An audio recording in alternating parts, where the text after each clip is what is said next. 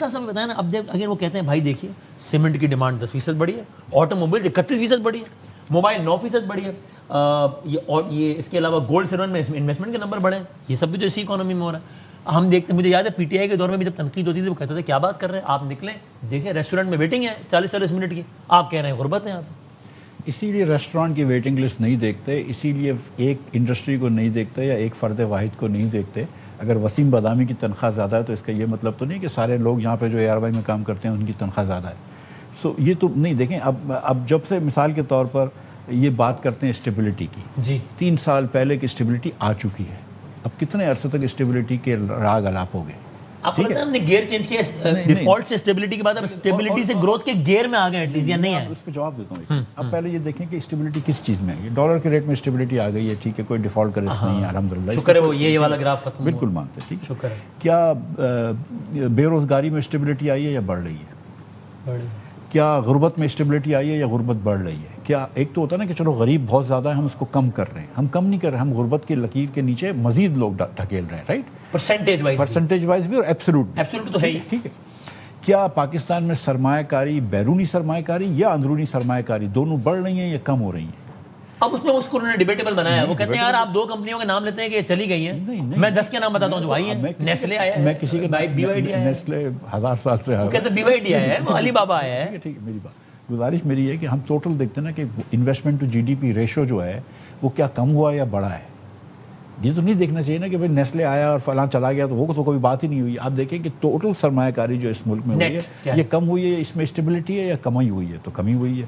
پھر آپ بولتے ہیں کہ یار پاکستان کی انکم جو ہے وہ کم ہوئی ہے یا بڑھ گئی ہے. دیکھیے 4 سال کے اندر میں آپ کو یہ بتا دوں کہ شہباز صاحب جب آئے تھے اور جس پاکستانی کی انکم 100 روپے تھی پاکستانی کی اگر, تو آج اس کی انکم جو ہے وہ 97 روپے 58 پیسے ہے.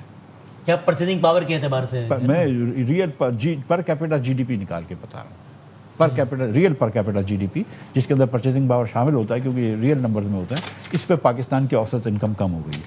پھر آپ بات کرتے ہیں تعلیم, کہ پاکستان میں وہ بچے جو اسکول کے باہر ہیں ان کی تعداد بڑھی ہے یا کم ہوئی ہے؟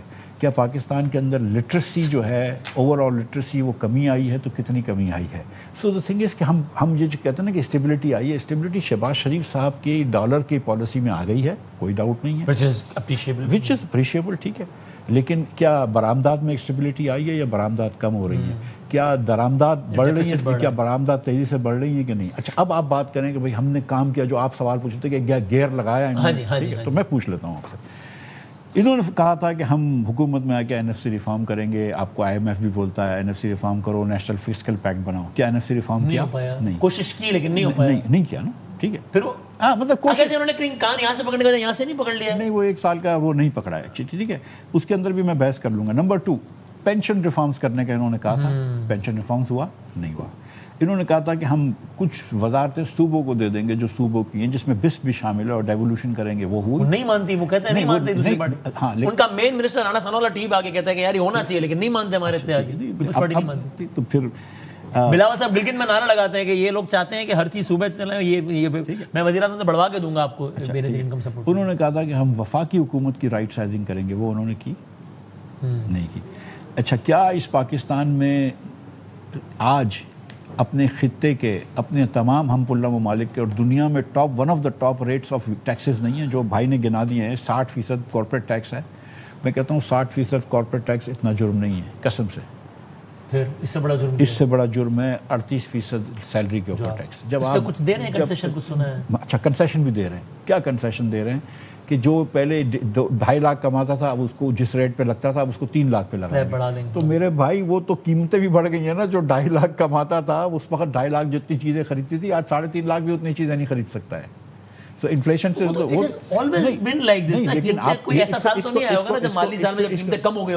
کو انگریزی میں بریکٹ قریب کہتے ہیں کہ آپ کیونکہ انفلیشن ہو رہا ہے تو آپ اگلے بریکٹ میں ویسے ہی چلے جائیں گے. لیکن تھنگ اس کہ دیکھیں 29% اور 24% 2 سال جو انفلیشن رہا ہے نا, اس نے پاکستان کی مڈل کلاس کی کمر توڑ دی ہے. ٹھیک ہے, اب اس کے بعد آپ جو ہے وہ مطلب ایک موٹر سائیکل والا جو صبح بیچارہ نکلتا ہے کام پہ اور 1 لیٹر پیٹرول بھروا سکتا ہے, ٹنکی میں جگہ بھی نہیں ہوتی, جیب میں پیسے بھی نہیں ہوتے, اس 400 روپے میں سے آپ 150 روپے سے زیادہ اس کو ٹیکس اور لیوی لیتے ہو.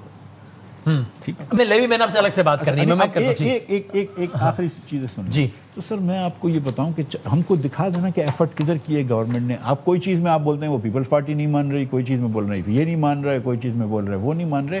میں تو یہ دیکھتا ہوں کہ نتیجہ کیا ہے. آپ یہ بول رہے ہیں لیکن ایسا ہوتا ہے نا, آپ تو بہانے آپ کی اپنی لیڈرشپ نہیں مان رہی تھی, وہ ٹویٹ کرتی تھی کہ مفتاح صاحب اس میں ٹیکس ہٹاؤ. اچھا 5 سال بعد, حالانکہ وہ تو آپ کی مخالف پارٹی بھی نہیں. 5 سال بعد وہی کیا نا جو میں کہہ چکا تھا. 5 سال پہلے جو میں نے دکان کے اوپر ٹیکس لگایا تھا, فکس ٹیکس, وہ اب جا کے کیا. ٹھیک ہے, سو مطلب یار نیٹ میں تو لاؤ ابھی. تو یہ سیاست کے اندر یہ وقت ضائع کیا. ہم نے تو اس وقت 36,000 روپے لگایا تھا جو آج کے حساب سے 70-80,000 روپے ہوتا ہے. انہوں نے تو 24,000 روپے لگایا ہے. لیکن چلو کوئی بات نہیں.